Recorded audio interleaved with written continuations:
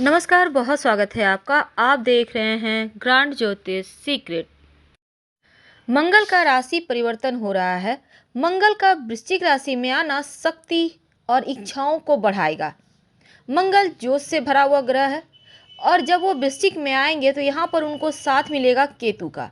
तो मंगल और केतु दोनों एक साथ मिलकर 16 जनवरी 2022 तक आप तमाम राशियों पर इसका क्या प्रभाव पड़ने वाला है, आइए जानते हैं विस्तार से। और ये प्रेडिक्शन चंद्र राशि पर आधारित है। मेष राशि, मंगल आपके लग्न और अष्टम भाव के स्वामी हैं और आपके 8वें घर में वो गोचर कर रहे हैं। तो इस समय अचानक से हानि या लाभ दोनों ही होने की संभावना है, खासकर विरासत, पैतृक संपत्ति, प्रॉपर्टी का लाभ या हानि।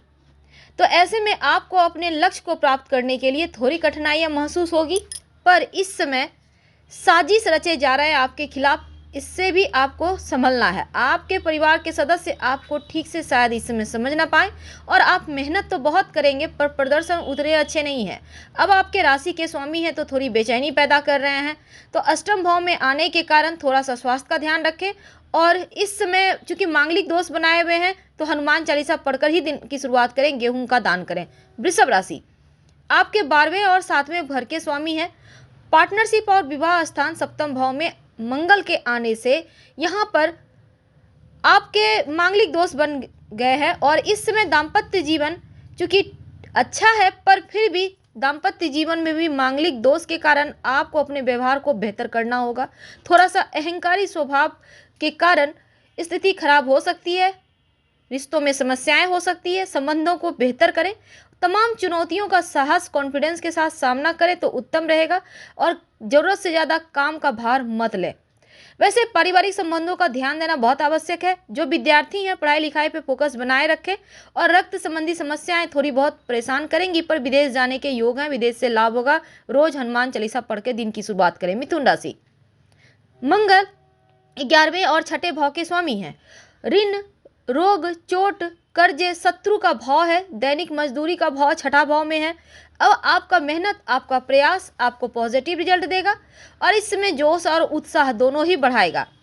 लेकिन बेवजह किसी भी तरह का बहसबाजी में ना पड़े वरना आपकी ही हानि होगी। तो अपने आप को पॉजिटिव बनाए रखें, तभी आपका परिणाम आपके पक्ष में आएगा। इसमें मेहनत और प्रयास दोनों ही आपको सकारात्मक फल देंगे। दूसरों को अपनी राय देते समय ये ध्यान रखना है कि आप किसे राय दे रहे हैं। वैसे विद्यार्थियों के लिए ज़्यादा अच्छा वक्त है, पढ़ाई लिखाई पे फोकस बनाए रखें, थोड़ा सा अपने स्वास्थ्य का ध्यान दें। संभव हो तो मंगलवार के दिन गाय को गुड़ खिलाएं। कर्क राशि, मंगल आपके 10वें और पंचम भाव के स्वामी हैं और इसमें प्रेम, संतान के भाव पंचम भाव में गोचर कर रहे हैं। तो अपनों के साथ संबंध आपका उतना अच्छा नहीं रहेगा। तो आपको अपने पेशेवर जो आपके जीवन है छोटी मोटी समस्याएं दिखती हैं। कार्यस्थल पर कोई ऐसा समाचार या शत्रु विरोधी थोड़ा आपको परेशान करने का कोशिश कर सकता है, तो धैर्य बनाए रखें, हालांकि बाद में चीज़ें बेहतर हो जाएगी। इसमें कर्ज लेने देने से बचें तो उत्तम रहेगा। साथ ही गोचर कहता है कि आपकी आर्थिक स्थिति सुधरेगी, पर यहाँ पर थोड़ा सा आपको हार्डवर्क करना होगा। वैवाहिक जीवन की बात करें तो ठीक है, शांतिपूर्ण तरीके से चीज़ों को हैंडल करें, लेकिन प्रेम जीवन में भावनात्मक तरीके से उथल पुथल दिख रहा है, थोड़े तनाव है। तो किसी भी तरह का मुद्दा दूसरों पर ना थोपें। मंगलवार के दिन गाय को गुड़ खिलाएं। सिंह राशि, मंगल आपके 9वें और चौथे भाव के स्वामी हैं और इसमें चल अचल संपत्ति, आराम, माता का भाव, चौथा भाव मंगल बैठे हुए हैं। अब यहाँ पर मंगलिक दोष बनाकर बैठे हैं, तो यकीनन जितनी आप अपनों के साथ समय बिताएंगे ये वक्त उतना ही अच्छा रहेगा। हालांकि आपका व्यवसायी हैं आप तो बढ़िया वक्त है। इस समय अपना वाहन, भूमि लेने के योग हैं। अगर आप कहीं पर पैसे इन्वेस्ट करके रखे हैं तो वहाँ से लाभ होगा। जो विद्यार्थी हैं उनके लिए बढ़िया है, लेकिन छोटी मोटी बाधाएं भी है, इसलिए अपने जो पढ़ाई लिखाई है उस पर फोकस करे रहें। लक्ष्य से मत भटकें, अनावश्यक तनाव से बचिए और अगर संभव हो तो चांदी का कड़ा पहन सकते हैं। कन्या राशि, मंगल आपके 8वें और तीसरे भाव के स्वामी हैं जो साहस, भाई बहन, यात्रा के भाव हैं।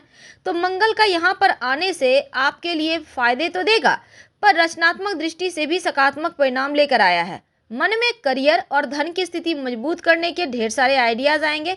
हालांकि आपका जीवन साथी की तरफ से थोड़ी बहुत समस्याएं या रिश्तों में समस्याएं यहाँ पर दिखती है। पारिवारिक संबंध तो बेहतर है, छोटी यात्राओं के योग हैं और सबसे बड़ी बात यह है कि स्वास्थ्य वगैरह जो पहले से आपके थोड़े से गड़बड़ थे वो अब ठीक होंगे। दैनिक कार्य में कॉन्फिडेंस धीरे धीरे बढ़ेगा। मंगलवार के दिन अगर आप हनुमान चालीसा पढ़ते हैं तो उत्तम है। तुला राशि, मंगल आपके दूसरे और सातवें घर के स्वामी हैं। धन, परिवार, वाणी का दूसरा घर में वो आ रहे हैं, तो मंगल के यहाँ आने से धन भाव में आक्रामकता बढ़ेगी। आपके अंदर थोड़ा सा कड़वाहट रहेगा। परिवार के सदस्य, मित्र, सहकर्मी आदि आपके आसपास के व्यक्ति के साथ भी आपके संबंध कहीं गड़बड़ ना हो जाए, इसका ध्यान रखें। और मंगल का ये गोचर आपके लिए वैसे ठीक है, पर कुछ ऐसी समस्याएं हैं जो अगर आप अविवाहित हैं तो विवाह तय होने में देरी कराएगा।